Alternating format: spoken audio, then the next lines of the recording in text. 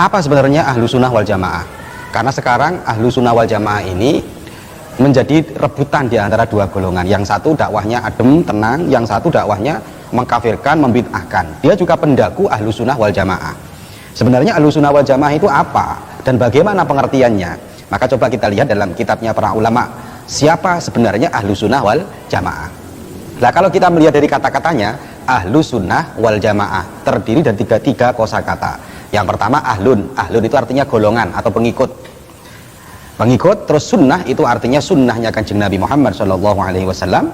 Sedangkan jamaah itu artinya adalah jamaatus sahabah. Sehingga kalau kita melihat dalam kitab Al-Hunyah karangan Syekh Abdul Qadir Al-Jailani, dikatakan di sana fasunnah ma sannahu Rasulullah SAW.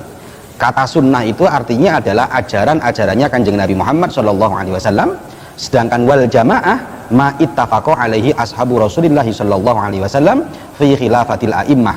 Sedangkan jamaah adalah ajaran-ajaran yang disepakati oleh ashab Rasulullah, sahabat-sahabatnya Rasulullah fi khilafatil a'immah al-arba'ah, pada saat khalifah yang empat itu ya, Abu Bakar, Umar, Utsman, Ali, dan empat tadi itu. Sehingga dari situlah dalam kitab Kawakibul Luma'ah, ini saya langsung ambilkan kitab-kitabnya. Dalam kitab Kawakibul Luma'ah dikatakan ahlu sunnah wal jamaah, karena ahlun tadi itu pengikut, sunnah itu artinya sunnahnya kanjeng Nabi, jamaah artinya adalah jamaatus sahabah, maka bisa diambil sebuah kesimpulan dalam kitab ini, ahlu sunnah wal jamaah alladzina lazamu sunnatan Nabi sallallahu alaihi wasallam wa tariqatas sahabah, yaitu adalah orang-orang yang mengikuti sunnahnya kanjeng Nabi dan mengikuti thariqatas sahabah, jalannya para sahabat. Jadi kalau ada orang hanya mengaku cinta kanjeng Nabi tapi tidak mengikuti sahabat, maka jelas dia bukan ahlu sunnah wal jamaah. Atau ada orang mengikuti sahabat tapi tidak mengikuti kanjeng Nabi, juga bukan ahlu sunnah wal jamaah. Dua-duanya harus.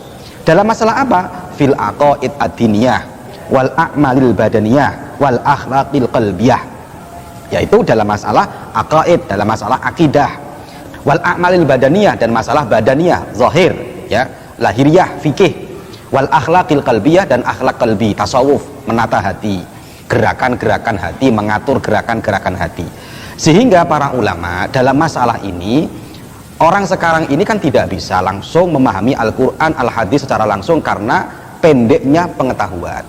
Oleh karena itu dapat disebut ahlu sunnah wal jamaah dalam masalah aqaid itu harus mengikuti Imam Asy'ari dan Imam Maturidi.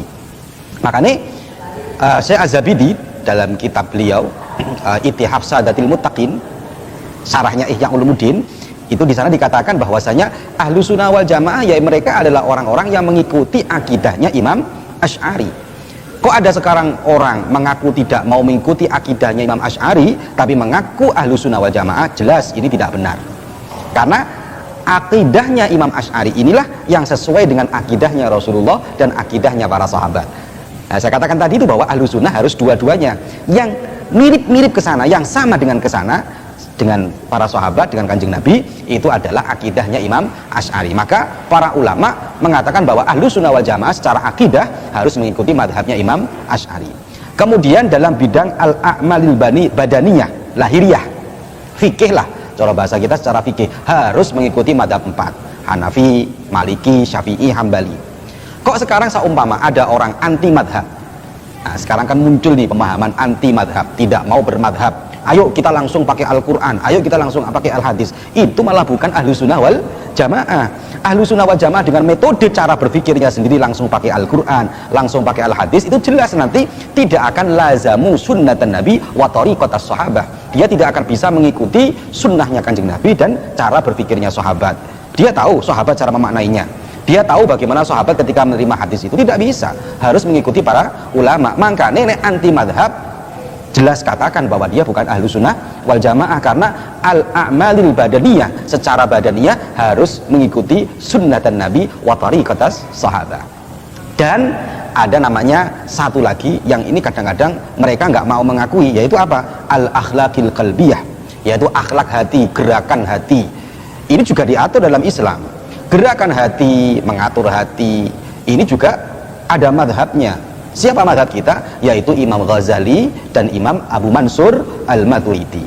Tiga-tiganya ini dipakai dalam bidang fikih, mereka dipakai dalam bidang akidah, dipakai dalam bidang tasawuf, dipakai sesuai dengan madhabnya yang sudah kita ikuti ini, maka dia pantas disebut Ahlus Sunnah wal Jamaah, karena secara tidak langsung mereka lazamu sunnatan Nabi wa tariqatas sahabah. Cirinya apa? Ciri khasnya apa? Ciri khasnya orang-orang yang mengikuti Ahlus Sunnah wal Jamaah, ciri khasnya apa? Jadi kalau kita melihat berpikirnya ulama-ulama kita dari tiga madhab tadi itu, dari baik dalam bidang akidah, tasawuf maupun dalam bidang fikih, ini ciri khasnya satu, ketiga ulama tadi itu mempunyai prinsip minimal ciri khas tiga. Yang pertama tawasud. Tawasud artinya sikap tengah-tengah, nggak terlalu lari ke kiri ekstrim atau nggak terlalu liberal ke kanan. Kok ada orang terlalu ekstrim, cara memahami Al-Qur'annya terlalu ekstrim, nah ini biasanya tanpa guru yang jelas, tanpa arahan ulama yang benar, maka pemahaman yang ekstrim ini tidak bisa dibenarkan.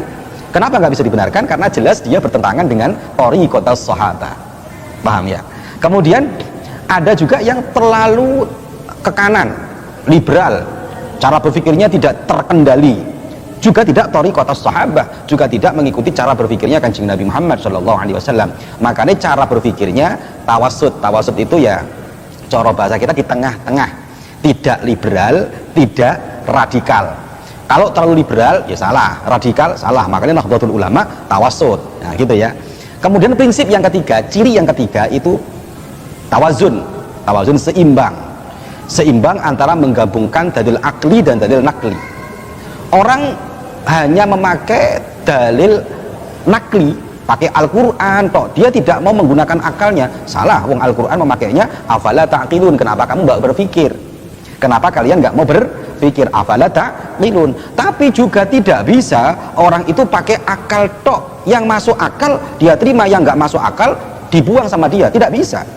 Wong Al-Quran mengatakan dzalikal kitabul la raiba fihi hudal lil muttaqin alladzina yu'minuna bil ghaib. Mereka yang beriman kepada hal-hal yang gaib. Yang gaib itu malah tidak masuk akal. Nah, makanya itu orang dikatakan Ahlus Sunnah wal Jamaah, salah satu prinsipnya, tanda dan prinsipnya yaitu adalah tawazun, yaitu seimbang, tidak terlalu pakai akal nemen, tidak terlalu pakai naklinya dipakai nomor satu, akal menguatkan dalil nakli. Nah sekarang seumpama ada orang dia tidak mau mengikuti ulama, artinya kan dia bebas berpikirnya dengan cara berpikirnya dia sendiri, itu liberal, nggak bisa. Makanya paling enak tawazun ini ya mengikuti berpikirnya ulama. Ya apa cara berpikirnya ulama? Yaitu tadi dua-duanya diambil, akhirnya diambil dua-duanya, akal dipakai, dalil nakli dipakai. Akal dalam rangka untuk menguatkan dalil nakli Al-Quran dan hadis. Dan yang terakhir adalah yang terakhir i'tidal. I'tidal artinya lurus, ya, jalannya lurus, tidak belak-belok, jelas, karena dia pegangannya Quran, jelas, dia pegangannya hadis, jelas sekali. Jadi i'tidal ini tegak lurus. Makanya kalau tiga-tiganya dipakai, maka ciri khas inilah yang melekat kepada Ahlus Sunnah wal Jamaah. Saya pikir ini penjelasan singkat tentang Ahlus Sunnah wal Jamaah. Semoga barokah, semoga manfaat.